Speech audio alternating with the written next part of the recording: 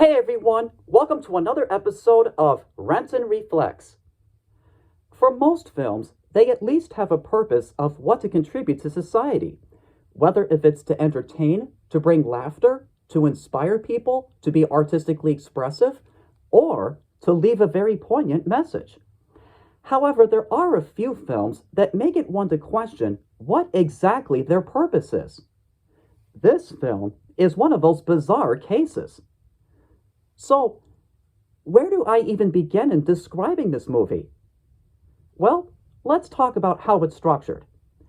First, you have a song about a make-believe place called Balloon Land, and the song itself turns out to be unintentionally creepy, almost like something out of a horror film involving an abandoned carnival. The next 15 minutes involves a story that doesn't really go anywhere.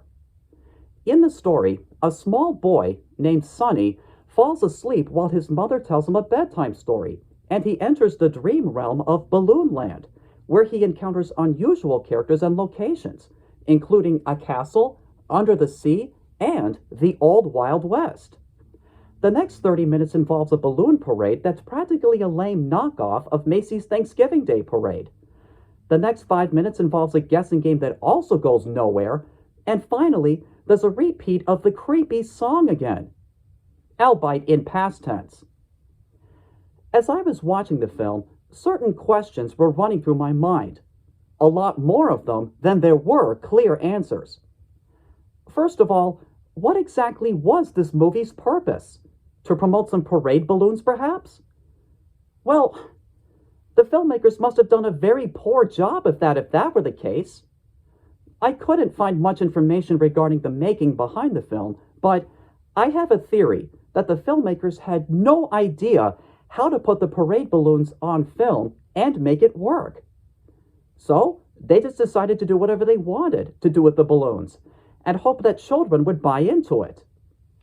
Second, how cheap and how fast was this movie's production? The story portion of the film obviously looks like it were all shot in an empty warehouse. And given how abysmal the acting and the production values are, I wouldn't be too surprised if every scene in this movie were shot in one take. There's even a moment in which a stagehand accidentally steps into a shot.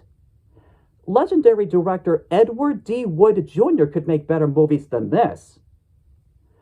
Third, why does the female announcer during the parade section sound as though she may be possibly drunk or high?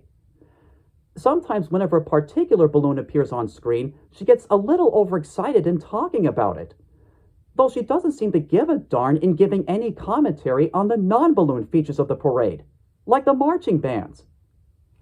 Fourth, how come many of the balloons, as well as a few costumed characters, have such unintentionally creepy designs to them?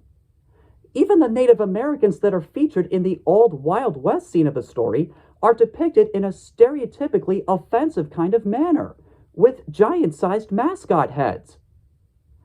One would think that by 1965, the filmmakers would have had better standards in how Native Americans are portrayed on screen. But nope, not in this case. Fifth, and the biggest question of them all is, can you even call it a movie, given how it's structured?